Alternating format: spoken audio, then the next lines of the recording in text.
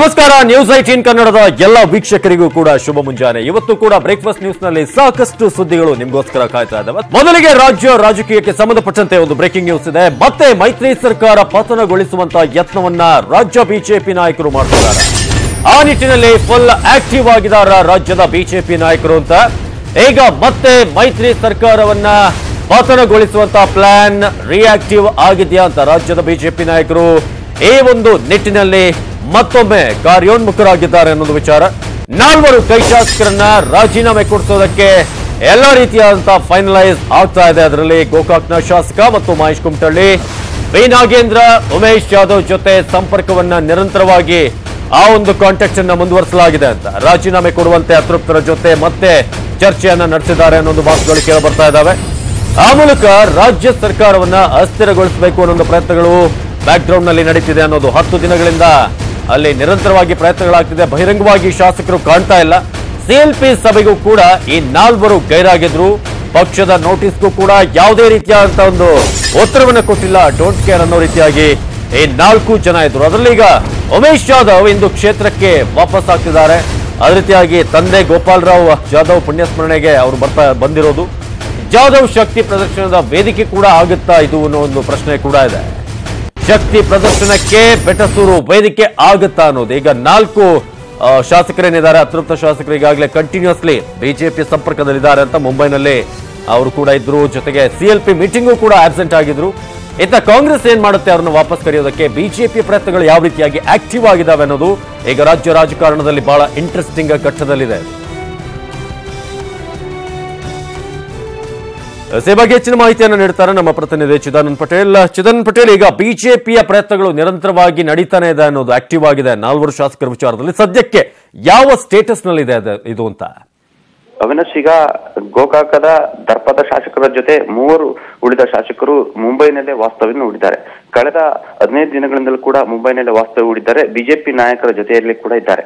ಈ 4 ಶಾಸಕರುಗಳು ಬಜೆಟ್ ಅಧಿವೇಶನಕ್ಕೆ ಮುನ್ನ ರಾಜೀನಾಮೆ ಕೊಡಿಸುವ ಬಗ್ಗೆ ಈಗ ಬಿಜೆಪಿಯಲ್ಲಿ ಗಂಭೀರ ಚಿಂತನೆ ನಡೆಸಿದೆ.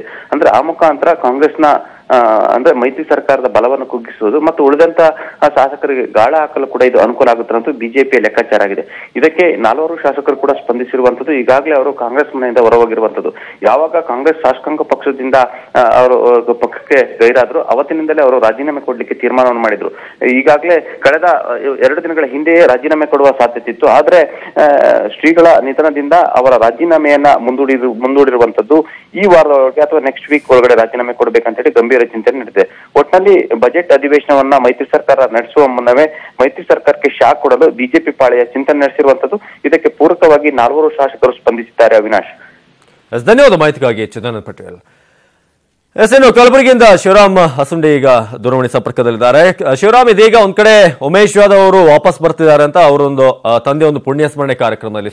ಜೊತೆಗೆ ಇದೇನಾದ್ರೂ ಶಕ್ತಿ ಪ್ರದರ್ಶನಕ್ಕೆ ವೇದಿಕೆ ಆಗ್ಬೋದಂತ ಬೆಟ್ಸೂರಿನಲ್ಲಿ? ಅವಿನಾಶ್, ಇವತ್ತೇನಂದ್ರೆ ಶಕ್ತಿ ಪ್ರದರ್ಶನಕ್ಕೆ ವೇದಿಕೆ ಆಗೋ ಸಾಧ್ಯತೆಗಳು ಕಡಿಮೆ. ಏನಂದ್ರೆ ಕಳೆದ ಒಂದು 10 ದಿನಕ್ಕೂ ಹೆಚ್ಚು ಕಾಲ ಅವರು ಕಣ್ಮರೆಯಾಗಿದ್ರು. ಇವತ್ತು ಫಸ್ಟ್ ಟೈಮ್ ಕಾಣಿಸ್ಕೊಳ್ತಾ ಇದ್ದಾರೆ. ಅದು ಅವ್ರ ತಂದೆಯ ಪುಣ್ಯತಿಥಿ ಹಿನ್ನೆಲೆಯಲ್ಲಿ ಅವರು ಬೆಡಸೂರು ತಾಂಡದಲ್ಲಿ ಒಂದು ಕಾರ್ಯಕ್ರಮದಲ್ಲಿ ಭಾಗಿಯಾಗ್ತಾ ಇದ್ದಾರೆ. ಈಗಾಗಲೇ ಕಲಬುರಗಿ ಜಿಲ್ಲೆಗೆ ಆಗಮಿಸಿದಾರೆ ಅನ್ನೋ ಮಾಹಿತಿ ಇದೆ. ಕಳೆದ ರಾತ್ರಿ ಲೇಟ್ ನೈಟ್ ಬಂದಿದ್ದಾರೆ ಅನ್ನೋ ಮಾಹಿತಿ ಇದೆ. ಇದೇನು ಬೆಳಿಗ್ಗೆ ಅವ್ರ ಪುಣ್ಯತಿಥಿ ಕಾರ್ಯಕ್ರಮದಲ್ಲಿ ಅವ್ರ ತಂದೆ ಪುಣ್ಯತಿಥಿ ಕಾರ್ಯಕ್ರಮದಲ್ಲಿ ಭಾಗಿಯಾಗೋ ಜೊತೆಗೆ ಬೆಂಬಲಿಗರ ಸಭೆಯನ್ನು ನಡೆಸ್ತಾ ಇದ್ದಾರೆ. ಅಂದ್ರೆ ಮುಂದಿನ ಏನು ಆಪರೇಷನ್ ಕಮಲ ಅಂತ ಆರೋಪ ಕೇಳಿ ಬಂದಿತ್ತು. ಮತ್ತೆ ಕಾಂಗ್ರೆಸ್ ನಲ್ಲಿ ಉಳಿಬೇಕಾ ಅಥವಾ ಬಿಜೆಪಿಗೆ ಹೋಗ್ಬೇಕಾ ಅನ್ನೋದ್ರ ಚರ್ಚೆ ಸಹ ಮಾಡೋರು ಇದ್ದಾರೆ ಅನ್ನೋ ಒಂದು ಮಾಹಿತಿ ಇದೆ. ಒಟ್ಟಾರೆ ಏನಂದ್ರೆ ಕಳೆದ ಕೆಲವು ದಿನಗಳಿಂದ ನಾಪತ್ತೆಯಾಗಿ ಆಪರೇಷನ್ ಕಮಲಕ್ಕೆ ಗುರಿಯಾಗಿದ್ದಾರೆ ಮತ್ತು ಹಣಕ್ಕೆ ಮಾರ್ಕೊಂಡಿದ್ದಾರೆ ಅನ್ನೋಂತ ಆರೋಪ ಕೇಳಿ ಬಂದಿತ್ತು. ಅದಾದ ನಂತರ ಫಸ್ಟ್ ಟೈಮ್ ಜಿಲ್ಲೆಯಲ್ಲಿ ಕಾಣಿಸ್ಕೊಳ್ತಾ ಇದ್ದಾರೆ. ತಮ್ಮ ಬೆಂಬಲಿಗರ ಸಭೆ ನಡೆಸುವ ಮೂಲಕ ಮುಂದಿನ ನಿರ್ಧಾರ ಏನು ಅನ್ನೋದ್ರ ಒಂದು ಸ್ಪಷ್ಟ ನಿರ್ಧಾರ ಕೈಗೊಳ್ಳೋ ಸಾಧ್ಯತೆಗಳಿದೆ. ಅವಿನಾಶ್, ಅಲ್ಲೇ ಕಾರ್ಯಕರ್ತರ ಒಲವು ಕೂಡ ಇದೆಯಾ ಅಂತ? ಒಂದ್ ವೇಳೆ ಅವರು ಬಿಜೆಪಿಗೆ ಬರೋದಾದ್ರೂ ಕೂಡ ಅವ್ರ ಸಪೋರ್ಟ್ ಹಾಗೆ ಇರುತ್ತಾ? ಕ್ಷೇತ್ರದಲ್ಲಿ ಏನೇನ್ ಆಗ್ಬೋದು ಅಂತ ಬದಲಾವಣೆ? ಅವಿನಾಶ್, ಇಲ್ಲಿ ಕಾರ್ಯಕರ್ತರಂದ್ರೆ ಅವ್ರ ಬೆಂಬಲಿಗರ ಒಲವಿದೆ. ಆದ್ರೆ ಇಲ್ಲಿ ಕಾಂಗ್ರೆಸ್ ಕಾರ್ಯಕರ್ತರು ಒಲವಿಲ್ಲ. ಕಾಂಗ್ರೆಸ್ ಕಾರ್ಯಕರ್ತರು ಯಾಕಂದ್ರೆ ಇದು ವೀರೇಂದ್ರ ಪಾಟೀಲ್ ಇದ್ದಂತ ಕ್ಷೇತ್ರ, ರಾಜ್ಯಕ್ಕೆ ಮುಖ್ಯಮಂತ್ರಿ ನೀಡಿದಂತ ಕ್ಷೇತ್ರ ಚಿಂಚೋಳಿ. ಹೀಗಾಗಿ ಕಾಂಗ್ರೆಸ್ ಕಾರ್ಯಕರ್ತರು ಮೊದಲಿಂದಲೂ ಕಾಂಗ್ರೆಸ್ ಬೇಸ್ ಇದೆ. ಹಾಗಾಗಿ ಕಾಂಗ್ರೆಸ್ ಕಾರ್ಯಕರ್ತರು ಎಲ್ಲೂ ಸಹ ಬೇರೆ ಕಡೆ ಹೋಗಲ್ಲ. ಈಗೇನು ಜಾಧವ್ ಅವರ ಬೆಂಬಲಿಗರು ಮಾತ್ರ ಅವ್ರಿಗೆ ಸಪೋರ್ಟ್ ಮಾಡೋ ಸಾಧ್ಯತೆಗಳಿದಾವೆ. ಹೀಗಾಗಿ ಅವ್ರ ಬೆಂಬಲಿಗರ ಸಭೆ ಮಾಡ್ತಾ ಇದ್ರಲ್ಲಿ, ಕಾಂಗ್ರೆಸ್ ಕಾರ್ಯಕರ್ತರು ಅಂತಿಲ್ಲ, ಅವ್ರ ಬೆಂಬಲಿಗರ ಸಭೆ ಮಾಡಿ ಮುಂದೆ ಒಂದ್ ವೇಳೆ ನಾನು ಲೋಕಸಭೆಗೆ ಸ್ಪರ್ಧೆ ಮಾಡ್ಬೇಕನ್ನೋ ವಿಚಾರ ಮಾಡ್ತಾ ಇದಾರೆ. ಧನ್ಯವಾದ ಶಿವರಾಮ ಸುಂಡಿ ಮಾಹಿತಿಗಾಗಿ. ಆಪರೇಷನ್ ಕಮಲ ಹಾಗೂ ಶಾಸಕರಿಬ್ಬರ ಬಾಟ್ಲಿ ವಾರ್ನಿಂದ ದೋಸ್ತಿ ಸರ್ಕಾರ ನಡುಗು ಹೋಗಿದೆ. ಇದರ ಜೊತೆಗೆ ಲೋಕಸಭಾ ಚುನಾವಣೆಗೆ ಸಮರಕ್ಕೆ ಈಗಾಗಲೇ ರೆಡಿ ಆಗಬೇಕಾಗಿದೆ. ಇನ್ನು ಪ್ರಮುಖವಾಗಿ ಲೋಕಸಭಾ ಕ್ಷೇತ್ರಗಳ ಹಂಚಿಕೆ ಏನಿದೆ ಅದು ಬಹಳ ದೊಡ್ಡ ಕಗ್ಗಂಟು. ಜಿಲ್ಲಾ ಉಸ್ತುವಾರಿ ಸಚಿವರ ನೇಮಕ ಹಾಗೂ ಬಜೆಟ್ ಬಗ್ಗೆಯೂ ಕೂಡ ಇಂದಿನ ಸಮನ್ವಯ ಸಮಿತಿ ಸಭೆಯಲ್ಲಿ ಚರ್ಚೆ ಆಗಲಿದೆ. ಇಂದು ಸಿದ್ದರಾಮಯ್ಯ ನೇತೃತ್ವದಲ್ಲಿ ಸಮನ್ವಯ ಸಭೆ, ಜಿಲ್ಲಾ ಉಸ್ತುವಾರಿ ನೇಮಕ, ಬಜೆಟ್ ಬಗ್ಗೆ ಚರ್ಚೆ, ದೇವೇಗೌಡರ ಲೋಕ ಟಾರ್ಗೆಟ್ ಪ್ರಸ್ತಾಪ.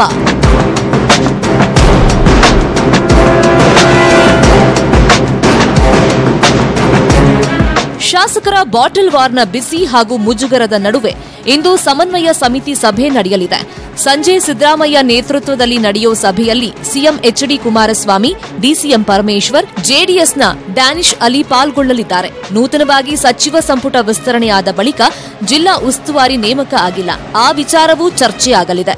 ಮುಂದಿನ ತಿಂಗಳು ಮಂಡನೆಯಾಗೋ ಬಜೆಟ್ ಬಗ್ಗೆ ಹಾಗೂ ಕ್ಷೇತ್ರಗಳಿಗೆ ಅನುದಾನ ನೀಡಿಕೆ ಬಗ್ಗೆಯೂ ಚರ್ಚೆಯಾಗಲಿದೆ. ಮಂತ್ರಿ ಮಂಡಲದ ರಚನೆ, ನಿಗಮ ಮಂಡಳಿ ನೇಮಕಾತಿ, ಇನ್ಯಾವುದಾದರ ಒಂದು ಬಗ್ಗೆ ತೀರ್ಮಾನ ಯಾವುದೇ ಇದ್ರೂ ಕೂಡ ಕೆಪಿಸಿ ಅಧ್ಯಕ್ಷರು ಬಿಟ್ಟು ಯಾರು ಕೂಡ ಏನು ತೀರ್ಮಾನ ಮಾಡೋದಿಲ್ಲ. ಅದು ನಮ್ಮ ಕಾಂಗ್ರೆಸ್ಸಿನ ಸಿಸ್ಟಮ್. ಅದು ಇವತ್ತಿಂದಲೇ ಯಾವತ್ತೂ ಕೂಡ ಇರತಕ್ಕಂಥದ್ದು. ಅದರಿಂದ ಅದರ ಪ್ರಕಾರ ಆಗ್ತದೆ. ಅಲ್ಲಿ ಚರ್ಚೆ ಸಮನ್ವಯ ಸಮಿತಿಯಲ್ಲಿ ಅದೊಂದು ಚರ್ಚೆ ಒಂದು ನಡೀತದೆ, ನಂತರ ಬೇರೆ ಬೇರೆ ಚರ್ಚೆಗಳಾಗಿ ಆಗ್ತದೆ. ಜೆಡಿಎಸ್ಗೆ ಹೋಗುತ್ವಾ 10 ಕ್ಷೇತ್ರಗಳು? ಹಾಲಿ ಕೈ ಸಂಸದರು ಏನ್ ಮಾಡ್ತಾರೆ? ಮಾಜಿ ಪ್ರಧಾನಿ ದೇವೇಗೌಡರು ಲೋಕಸಭಾ ಚುನಾವಣೆಯಲ್ಲಿ 10 ಕ್ಷೇತ್ರಗಳು ಬೇಕೇ ಬೇಕು ಅಂತ ಪಟ್ಟು ಹಿಡಿದಿರೋ ವಿಚಾರವು ಇಂದಿನ ಸಮನ್ವಯ ಸಮಿತಿ ಸಭೆಯಲ್ಲಿ ಚರ್ಚೆಯಾಗೋ ಸಾಧ್ಯತೆ ಇದೆ. ಇಂದಿನಿಂದ 2 ದಿನ ಲೋಕಸಭಾ ಕ್ಷೇತ್ರವಾರು ಕಾಂಗ್ರೆಸ್ ಮುಖಂಡರ ಸಭೆ ನಡೆಯಲಿದೆ. ಜೆಡಿಎಸ್ ಕೇಳ್ತಾ ಇರೋ 10 ಕ್ಷೇತ್ರಗಳನ್ನ ಬಿಟ್ಟುಕೊಡೋ ಬಗ್ಗೆ ಸಂಸದರ ಜೊತೆ ಮಹತ್ವದ ಚರ್ಚೆ ನಡೆಯಲಿದೆ. ಕ್ಷೇತ್ರ ಬಿಟ್ಟುಕೊಡೋ ಪ್ರಸಂಗ ಬಂದ್ರೆ ರೆಡಿಯಾಗಿರಿ ಅಂತ ಪಕ್ಷ ಸೂಚನೆ ನೀಡೋ ಸಾಧ್ಯತೆ ಇದೆ. ಕೆಪಿಸಿಸಿ ಅಧ್ಯಕ್ಷರು ಏನಾದರೂ ಕ್ಷೇತ್ರ ಬಿಟ್ಟುಕೊಡೋ ತೀರ್ಮಾನಕ್ಕೆ ಬಂದ್ರೆ ಹಾಲಿ ಸಂಸದರ ನಿಯೋಗ ಪಕ್ಷದ ಅಧ್ಯಕ್ಷ ರಾಹುಲ್ ಗಾಂಧಿ ಬಳಿ ತೆರಳಲಿದ್ದಾರೆ ಎನ್ನಲಾಗಿದೆ.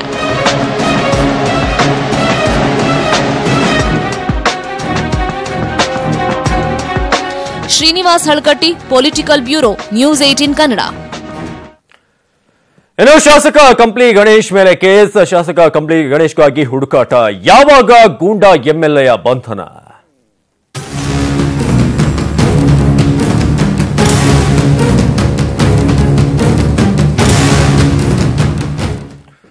ಶಾಸಕ ಆನಂದ್ ಸಿಂಗ್ ಮೇಲೆ ಹಲ್ಲೆ ಮಾಡಿದಂತ ಗೂಂಡಾ ಎಂಎಲ್ಎ ಗಣೇಶ್ನ ಇನ್ನೂ ಕೂಡ ಪತ್ತೆಯಲ್ಲ, ಎಲ್ಲಿ ಆ ವ್ಯಕ್ತಿ ಅಂತ, ಶಾಸಕರು ಅಂತ. ಗೃಹ ಸಚಿವರು ಮಾತ್ರ ಅರೆಸ್ಟ್ ಆಗ್ತಾರೆ ಅಂತ ಹೇಳ್ತಾನೆ ಇದ್ದಾರೆ. ಈ ನಡುವೆ ಗಣೇಶ್ ಎಂದು ನಿರೀಕ್ಷಣಾ ಜಾಮೀನಿಗಾಗಿ ಅರ್ಜಿ ಸಲ್ಲಿಸುವಂತ ಸಾಧ್ಯತೆ ಇದೆ. ಇತ್ತ ಆಸ್ಪತ್ರೆಯಲ್ಲೇ ಆನಂದ್ ಸಿಂಗ್ಗೆ ಚಿಕಿತ್ಸೆ ಮುಂದುವರೆದಿದೆ.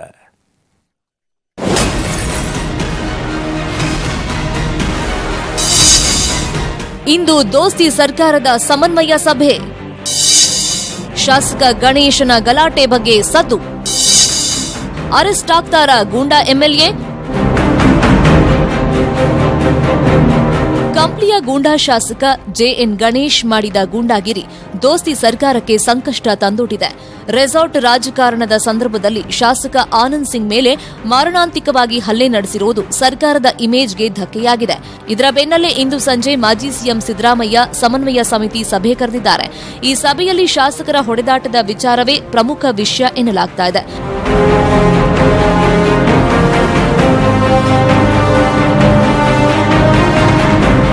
ಇನ್ನು ಗಣೇಶ್ ಬಳ್ಳಾರಿಯಲ್ಲೇ ಇದ್ದಾರೆ ಎನ್ನಲಾಗಿದೆ. ಆದರೂ ಪೊಲೀಸರು ಬಂಧನಕ್ಕೆ ಮೀನಾಮೇಷ ಎಣಿಸ್ತಾ ಇದ್ದಾರೆ. ಗಣೇಶ್ ಬಂಧನ ಖಚಿತ ಅಂತ ಗೃಹ ಸಚಿವ ಎಂಬಿ ಪಾಟೀಲ್ ಹೇಳಿದ್ರೆ, ಸಿಎಂ ಕುಮಾರಸ್ವಾಮಿ ಮಾತ್ರ ಇದೊಂದು ಸಣ್ಣ ವಿಚಾರ ಅಂತ ತೇಪೆ ಹಚ್ಚೋ ಪ್ರಯತ್ನ ಮಾಡಿದ್ದಾರೆ. ಪೊಲೀಸರು, ನಮ್ಮ ಇಲಾಖೆ ತಮ್ಮ ಕೆಲಸವನ್ನು ಒಂದು ದಿವಸ ಅವ್ರು ಮಾಡ್ತಾ ಇದ್ದಾರೆ. ಅವ್ರಿಗೆ ಎಫ್ಐಆರ್ ಮಾಡಲಿಕ್ಕೆ ಒಂದು ದಿವಸ ಪಕ್ಷನೇ ಒಂದು ದಿವಸ ನಿರ್ದೇಶನ ಕೊಟ್ಟಿರುವಂಥದ್ದು. ಅವ್ರನ್ನ ಶೀಘ್ರದಲ್ಲಿ ಒಂದು ದಿವಸ ಬಂಧಿಸ್ತೀವಿ. ಇದನ್ನು ಯಾವ ರೀತಿ ತಿಳಿಗೊಳಿಸಬೇಕು ಅನ್ನೋದ್ರ ಬಗ್ಗೆ ನಾನು ವೈಯಕ್ತಿಕವಾಗಿ ನನ್ನದೇ ಆದಂಥ ರೀತಿಯಲ್ಲಿ ಈ ಸಮಸ್ಯೆಯನ್ನು ತಿಳಿಗೊಳಿಸ್ಲಿಕ್ಕೆ ಪ್ರಯತ್ನ ಪಡ್ತೀನಿ. ಹಲ್ಲೆ ಸಂಬಂಧ ಇಂದು ಶಾಸಕ ಗಣೇಶ್ ಪರ ವಕೀಲರು ನಿರೀಕ್ಷಣಾ ಜಾಮೀನು ಕೋರಿ ರಾಮನಗರ ಜಿಲ್ಲಾ ಸೆಷನ್ ನ್ಯಾಯಾಲಯದಲ್ಲಿ ಅರ್ಜಿ ಸಲ್ಲಿಸಲಿದ್ದಾರೆ. ತುರ್ತಾಗಿ ವಿಚಾರಣೆ ನಡೆಸುವಂತೆ ಮನವಿಯನ್ನು ಮಾಡಲಿದ್ದಾರೆ. ಆದರೆ ಸೆಕ್ಷನ್ 307 ಹಾಕಿರೋದ್ರಿಂದ ಬೇಲ್ ಸಿಗೋದು ಡೌಟ್ ಎನ್ನಲಾಗಿದೆ. Crime bureau, news 18 Kannada.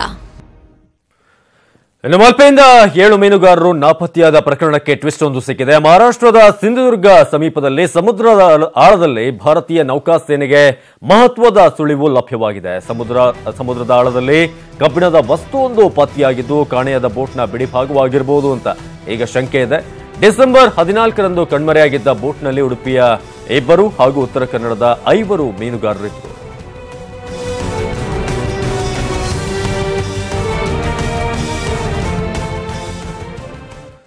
ಇನ್ನು ಕಾರವಾರದಲ್ಲಿ ಸಂಭವಿಸಿದ ದೋಣಿ ದುರಂತದಲ್ಲಿ ಮತ್ತೊಂದು ಶವ ಪತ್ತೆಯಾಗಿದೆ. 7 ವರ್ಷದ ಬಾಲಕಿ ಕೀರ್ತಿ ಶವ ಸಿಕ್ಕಿದ್ದು 10 ವರ್ಷದ ಸಂದೀಪ್ ಎನ್ನುವ ಬಾಲಕನಿಗಾಗಿ ಹುಡುಕಾಟ ಇನ್ನೂ ಮುಂದುವರೆದಿದೆ. ಕಾರವಾರದ ಕೂರ್ಮಗಡದಲ್ಲಿ ಸಂಭವಿಸಿದ ದೋಣಿ ದುರಂತದಲ್ಲಿ ನಿನ್ನೆ ಸಂಜೆ ಹಾವೇರಿಯ ಹೊಸೂರಿನ 7 ವರ್ಷದ ಕೀರ್ತಿ ಎಂಬ ಬಾಲಕಿಯ ಶವ ಪತ್ತೆಯಾಗಿದೆ. ಈ ಮೂಲಕ ಒಂದೇ ಕುಟುಂಬದ 8 ಮಂದಿ ಮೃತಪಟ್ಟಂತಾಗಿದೆ. 10 ವರ್ಷದ ಸಂದೀಪ್ ಎಂಬ ಬಾಲಕನಿಗೆ ಇನ್ನೂ ಹುಡುಕಾಟ ಮುಂದುವರೆದಿದೆ.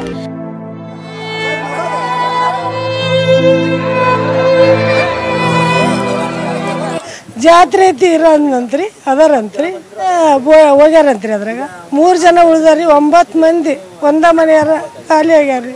ನಮ್ಮ ಅಕ್ಕನ ಮಗಳ್ರಿ, ಒಂದ್ ಹುಡುಗ ಐತ್ರಿ. ನಮ್ಮ ತಾಯಿಲ್ದ ನಾ ಬದುಕಲ್ಲ ಅಂತಲ್ರಿ.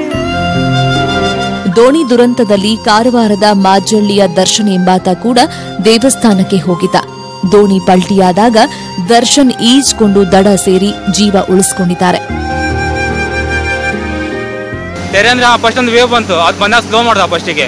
ಅಪ್ಡೇಟ್ ಅಂತದ್ದು ವೇವ್ ಬಂದು ಪೂರ್ತಿ ಟರ್ನ್ ನೋಡಿ ನಿಲ್ಲಿಸಲೇ ಇಲ್ಲ. ಗೊತ್ತಾಯ್ತು, ನಾನು ಅನ್ಕೊಂಡು ಏನೋ ನಾರ್ಮಲ್ ಇರ್ಬೋದು ವೇವ್ ಅಂತ. ನಾವು ಹೋಗ್ತಾ ನೋಡಿದ್ರೆ ಹೋಗ್ತಾ ಪೂರ್ತಿ ಟರ್ನ್ ನೋಡಿದ್ದು. ಮಂಜುನಾಥ ಗಾಣಿಗ, ನ್ಯೂಸ್ 18 ಕನ್ನಡ, ಕಾರವಾರ. ಖಾಸಗಿ ಕಾಲೇಜಿನಲ್ಲಿ ಪತ್ರಿಕೋದ್ಯಮ ವಿಭಾಗದಲ್ಲಿ ಪದವಿ ವ್ಯಾಸಂಗ ಮಾಡುತ್ತಿದ್ದ ವಿದ್ಯಾರ್ಥಿನಿ ಅನುಮಾನಾಸ್ಪದವಾಗಿ ಮೃತಪಟ್ಟಿರುವಂತಹ ಘಟನೆ ಬೆಂಗಳೂರಿನಲ್ಲಿ ನಡೆದಿದೆ. ನಗರದ ಕೊತ್ತನೂರಿನ ಕೆ ನಾರಾಯಣಪುರ ಬಳಿಯ ಖಾಸಗಿ ಕಾಲೇಜಿನಲ್ಲಿ ಪತ್ರಿಕೋದ್ಯಮದಲ್ಲಿ 4ನೇ ಸೆಮಿಸ್ಟರ್ ವ್ಯಾಸಂಗ ಮಾಡುತ್ತಿದ್ದ ಸೋಫಿಯಾ ದಮನಿ ಮೃತ ವಿದ್ಯಾರ್ಥಿನಿ. ಮುಂಬೈ ಮೂಲದ ಸೋಫಿಯಾ ದಮನಿ ಕಳೆದ ವರ್ಷ ಕಾಲೇಜಿಗೆ ಸೇರಿದ್ರು. ಕಾಲೇಜಿನ ಹಾಸ್ಟೆಲ್ನಲ್ಲಿ ಉಳಿದುಕೊಂಡಿದ್ರು. ನಿನ್ನೆ ಬೆಳಗ್ಗೆ ಸ್ನೇಹಿತರು ಕಾಲೇಜಿಗೆ ಹೊರಟಿದ್ದ ವೇಳೆ ತಾನು ಕಾಲೇಜಿಗೆ ಬರೋದಿಲ್ಲ, ನೀವು ಹೋಗಿ ಬನ್ನಿ ಅಂತ ಹೇಳಿದ್ಲಂತೆ. ಬಳಿಕ ಕಾಲೇಜು ಮುಗಿಸಿ ಸಹಪಾಠಿಗಳು ಹಾಸ್ಟೆಲ್ಗೆ ವಾಪಸ್ ಬಂದಾಗ ಸೋಫಿಯಾ ಶವವಾಗಿ ಪತ್ತೆಯಾಗಿದ್ದಾಳೆ. ಇನ್ನು ಕೊತ್ತನೂರು ಪೊಲೀಸರು ಅಸಹಜ ಸಾವು ಅಂತ ಪ್ರಕರಣವನ್ನು ದಾಖಲಿಸಿಕೊಂಡಿದ್ದಾರೆ. ಇನ್ನು ವೈದ್ಯರ ನಿರ್ಲಕ್ಷ್ಯಕ್ಕೆ ಗರ್ಭಿಣಿಯೊಬ್ಬರು ಬಲಿಯಾದ ಆರೋಪ ಬೆಂಗಳೂರಿನ ಪೀಣ್ಯದ ಇಎಸ್ಐ ಆಸ್ಪತ್ರೆಯಲ್ಲಿ ಕೇಳಿ ಬರ್ತಾ ಇದೆ.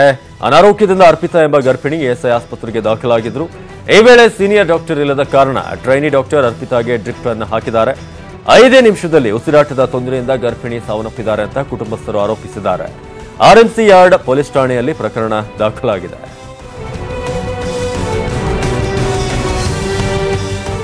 ಇನ್ನು ಈ ಬಾರಿ ಅರುಣ್ ಜೇಟ್ಲಿ ಬದಲು ಪಿಯೂಷ್ ಗೋಯಲ್ ಅವರು ಕೇಂದ್ರ ಬಜೆಟ್ ಅನ್ನು ಮಂಡಿಸ್ತಾ ಇದ್ದಾರೆ. ಅನಾರೋಗ್ಯದ ಹಿನ್ನೆಲೆ ಅರುಣ್ ಜೇಟ್ಲಿ ಚಿಕಿತ್ಸೆಗೆಂದು ವಿದೇಶಕ್ಕೆ ತೆರಳಿದ್ದಾರೆ. ಹೀಗಾಗಿ ಹಣಕಾಸು ಮತ್ತು ಕಾರ್ಪೊರೇಟ್ ವ್ಯವಹಾರಗಳ ಖಾತೆಯನ್ನ ತಾತ್ಕಾಲಿಕವಾಗಿ ಸಚಿವ ಪಿಯೂಷ್ ಗೋಯಲ್ ಅವರಿಗೆ ವಹಿಸಲಾಗಿದೆ. ಪಿಯೂಷ್ ಗೋಯಲ್ ಅವರೇ ಕೇಂದ್ರ ಬಜೆಟ್ ಅನ್ನು ಮಂಡಿಸಲಿದ್ದಾರೆ.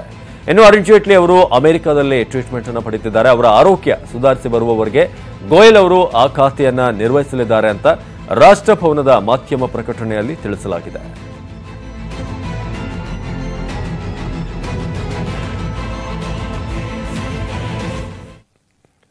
ತುಮಕೂರಿನ ಸಿದ್ಧಗಂಗಾ ಮಠ ನಡೆದಾಡುವ ದೇವರಿಲ್ಲದೆ ಬಿಕ್ಕುವಂತ ಇದೆ. ಇಂದು ಬೆಳಗ್ಗೆ ಎಂದಿನಂತೆ ಶಿವಕುಮಾರ ಸ್ವಾಮೀಜಿಗಳ ಶಿಷ್ಯರು ಶಿವಪೂಜೆಯನ್ನು ನೆರವೇರಿಸಿದ್ರು.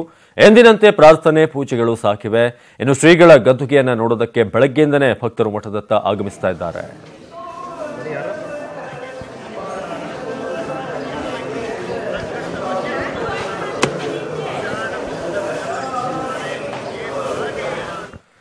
ಇನ್ನು ತುಮಕೂರು ಸಿದ್ಧಗಂಗಾ ಮಠದ ಶ್ರೀ ಶಿವಕುಮಾರ ಸ್ವಾಮೀಜಿಗಳಿಗೆ ಭಾರತ ರತ್ನ ಪ್ರಶಸ್ತಿ ನೀಡಬೇಕು ಅನ್ನುವ ನ್ಯೂಸ್ 18 ಕನ್ನಡದ ಅಭಿಯಾನ ಮುಂದುವರೆದಿದೆ.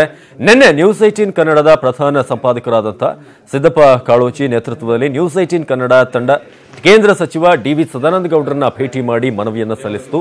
ರಾಜ್ಯಾದ್ಯಂತ ಅಭಿಯಾನ ಮಾಡಿರುವಂತಹ ನ್ಯೂಸ್ 18 ಅದರ ಹಸ್ತಾಕ್ಷರಗಳ ಪ್ರತಿಯನ್ನ ಸಚಿವ ಸದಾನಂದ ಗೌಡರ ಮೂಲಕ ಪ್ರಧಾನಿ ಮೋದಿ ಅವರಿಗೆ ಕಳಿಸಿಕೊಟ್ಟಿದೆ.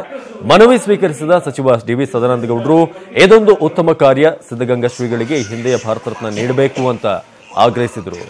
ಇನ್ನು ನ್ಯೂಸ್ 18 ಕನ್ನಡ ಅಭಿಯಾನಕ್ಕೆ ಮೆಚ್ಚುಗೆ ವ್ಯಕ್ತಪಡಿಸಿದರು.